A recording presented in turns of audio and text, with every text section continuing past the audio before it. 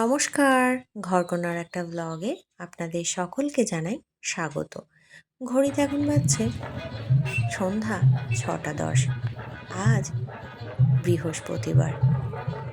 এখন চলে এসেছি বইমেলায়। আজকে বইমেলার অন্তিম দিন। এক সপ্তাহ ধরে বইমেলা চলল। তো বইমেলায় চলে এসেছি। তো কি বই আগের দুদিন যে এসেছিলাম পছন্দ করে রেখে দিয়ে গেছি, যদিও আগের দিন আমি একটা বই নিয়ে গেছি। তো আজকে দেখে নিচ্ছে যে কি বই নেব। একটা বই দেখে গেছিলাম, আর বেটুও কয়েকটা বই চুজ করে রেখে দিয়ে গেছিল। তো আজ ওই বইটা দেখি পাওয়া যায় নাকি, তো নিয়ে নেব পেলে। আর এখানে হচ্ছে মানুষ পুতুল নাচ। এখানে দাঁড়িয়ে একটু পুতুল নাচের অনুষ্ঠানটা উপভোগ করলাম।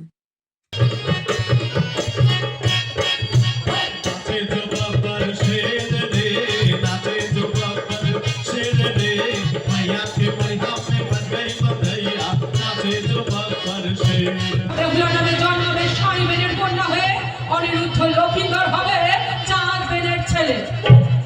এই সুযোগ পিতা পিতা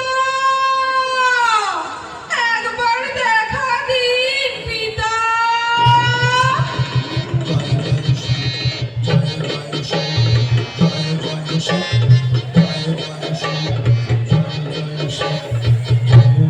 কি হলো ভরসা?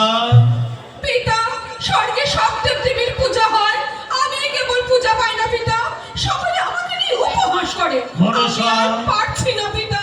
উতলা হয়েও না বৎসে, তোমাকে বলেছি তো ভক্তে যাও, সেখানে চম্পাই নগর অধিপতি চন্দ্রধর বণিকের কাছে পূজা পেলেই সকল মর্তবাসী তোমার পূজা করবে। যাও, পরম শৈব চাঁদ বণিকের কাছে পূজা আদায় করো। আমাকে আশীর্বাদ করুন পিতা।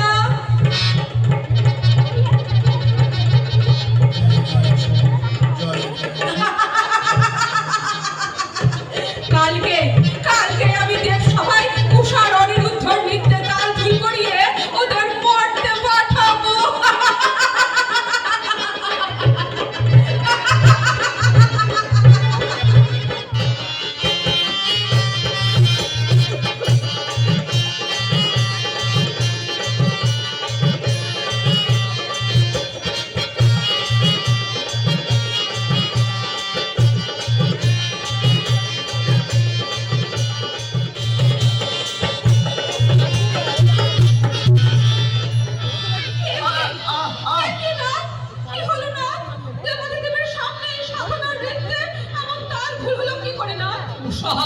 উষা ঠিক বুঝলাম না উষা, পায়ের কাছেই যেন একটা সাপ চলে এলো। সাপ? হ্যাঁ, সাপই তোমাদের প্রাপ্য। অনিরুদ্ধ, তুমি বহু সাধনার নৃত্যকলার অবমাননা করেছো, সর্ববাসের আর অধিকার তোমার নেই। যাও, তোমাকে নির্বাসিত করা হলো মর্তলোকে। না প্রভু, আমি আপনার চরণে আমরা যেন আবার ফিরে আসতে পারি আপনার চরণে। উষা, তুমি সাইবেনে হয়ে জন্মাবে, সাইবেনের কন্যা। যাও, মর্তভূমিতে যাও।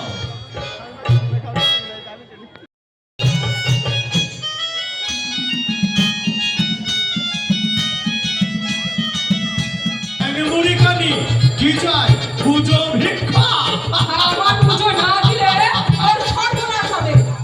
মানি, যে হাতে বুঝেছি আমি দেব সুলভ মানি, সে হাতে না বুঝিব চেন মুড়ি কানি। কিছুক্ষণ অনুষ্ঠান দেখার পর এখন চলে এলাম বাইরেটাতে। এখানে যে স্টলগুলো হয়েছে, তো এখন চলে এসেছি মোমো খাওয়ার জন্য। তো ভেজ মোমো নিয়ে নিয়েছি।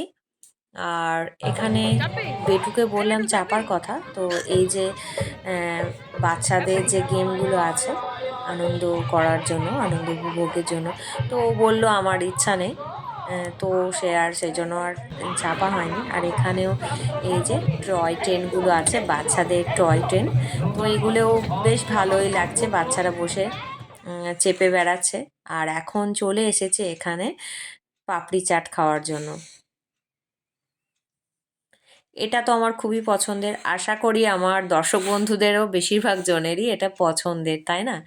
আর এটা সবারই পছন্দের। পছন্দ করে না এমন লোকজন কিন্তু খুব কমই থাকবে। আর এখন চলে এসেছি আমার যেটা খুব পছন্দের, শীত গ্রীষ্ম বর্ষা সবসময় আমি এটা পছন্দ করি, সেটা হচ্ছে আইসক্রিম। আর এই যে আইসক্রিমটা, এটা কিন্তু আমি ফার্স্ট টাইম খাচ্ছি। এটা বেশ ভালো লাগলো, প্রথমে একটা টেস্ট করে দেখলাম কেমন, এটা বেশ ভালো লাগলো। তো পরে আবার একটা করে নেওয়া হলো। আর আজকে যেহেতু বইমেলার অন্তিম দিন, সেজন্য স্টলগুলো মোটামুটি গোছানোই হয়ে যাচ্ছে। বেশিরভাগ স্টলগুলোতেই বই গোছগাছ শুরু হয়ে গেছে, আর কয়েকটা স্টলেতে বই এখনও রয়েছে। আর যেহেতু ঠান্ডাটা বেশ ভালোই রয়েছে, তো সেজন্য ওনারাও তাড়াতাড়ি বইপত্র গুছিয়ে নিচ্ছেন। যে বইগুলো পছন্দ করে রেখেছিলাম সেগুলো নিয়ে নিয়েছি। আর সামনাসামনি আমি হতে পারবো না তার, আমি পিছন ফিরে পুজো দেব, তাকে গ্রহণ করতে হবে। তাই হোক পিতা, তাই হোক। তাহলে পূজার আয়োজন করো।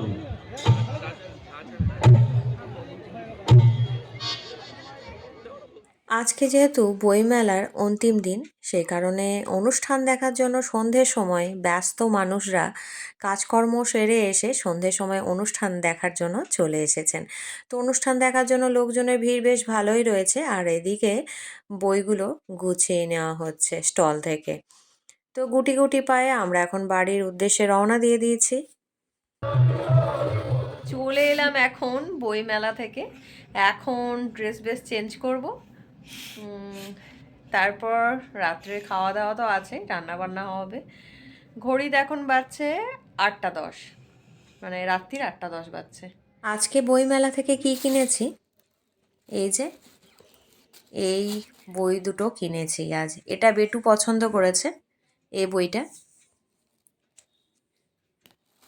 ও আগের দিন দেখেছিল এই বইটা, তো আজকে ওর নিল। আরও দু একটা বই পছন্দ করেছিল, সেই বইগুলো মানে আগের দিন তো নেওয়া হয়নি, তাড়াহুড়ো করে স্টলটা বন্ধ হয়ে গেছে, ওর মনটা একটু খারাপ। তো কি আর করা যাবে, পাশে আরও যখন বইমেলা হবে তখন আবারও কেনা হবে, ওকে বলেছি ওটাই। আর এই যে বলছিলাম না আগের দিন, যে এই বইটা আমি পছন্দ করেছি, এটা আমি একা পছন্দ করিনি, ও পছন্দ করেছে, মানে আমার বড় এটা পছন্দ করেছে। তো এই বইটা আজকে নিয়ে নিলাম।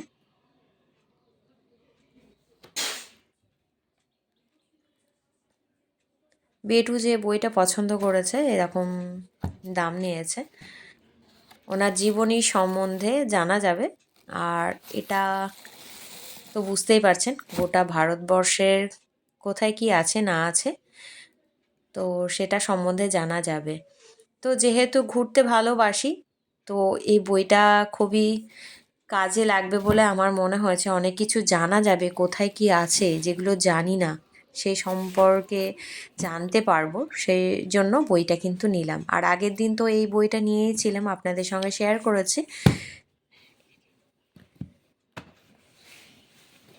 আর এই 3টে বইই নেওয়া হয়েছে। আর এখন চলে এলাম রান্নাঘরে। শাশুড়ি মা বড়া তৈরি করছেন, আর আমি করছি হেল্প। তো পিঠে হবে, এই সেদ্ধ পিঠেগুলো তৈরি হচ্ছে। পিঠেগুলো তৈরি হবে, এগুলো একটু পুর ভরে দিলাম। আর এখানে হচ্ছে চিতই পিঠে, অনেকে এটাকে আঁশকেও বলে থাকেন। তো এগুলো তৈরি হচ্ছে। চিতই পিঠেটা কিন্তু বেশ ভালোই ফুলেছে, দেখে নিশ্চয়ই বুঝতে পারছেন। আর হচ্ছে ভাজা পিঠে হবে।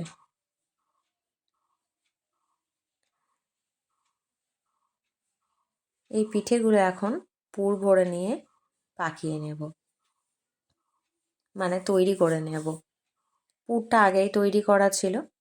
আর সেদ্ধ পিঠেতে আমাদের কিন্তু ক্ষীরের পুর দেওয়া হয়, ক্ষীর বা সন্দেশের পুর দেওয়া হয় সেদ্ধ পিঠে। আর এটা যেহেতু ভাজা পিঠে হচ্ছে, এই পিঠেটার মধ্যে কিন্তু নারকেলের পুর তৈরি করে পুর ভরা হয়ে থাকে।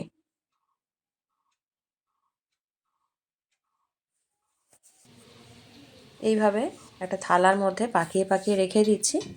আর আমি আর শাশুড়ি মা দুজনে মিলে তৈরি করছি, আর শাশুড়ি মা এটা ভাজতে শুরু করে দিলেন। রিফাইন্ড অয়েল গরম করে নিয়েছেন, দিয়ে এইভাবে ভাজতে দিয়ে দিলেন। যদিও সমস্ত বাঙালি বাড়িতেই পিঠে তৈরি হয়, তো এগুলো আমাদের বাড়িতে তৈরি হয়েছে, জাস্ট সেটুকুনি আপনাদের সঙ্গে শেয়ার করছি। এইভাবে লাল লাল করে ভেজে পিঠেটা তুলে রেখে দেওয়া হলো। আর এখানে এই যে রস তৈরি করা আছে, খেজুর গুড় আর চিনি দিয়ে রসটা তৈরি করে এর মধ্যে পিঠেগুলো ভিজিয়ে দেওয়া হলো। এটা কিন্তু আমি এ বাড়িতেই প্রথম খেয়েছি। আর বেশ কিছুটা পিঠে এভাবে ভেজে রাখা থাকবে, যদিও আমার কিন্তু এই ভাজাটাই বেশি পছন্দের। তো আজকের ডিনারে রয়েছে আমাদের এই পিঠেগুলোই। আজকের ভিডিওটা এই পর্যন্তই। ভালো লাগলে অবশ্যই একটা লাইক করে দেবেন। দেখা হবে আগামী পর্বে। নমস্কার।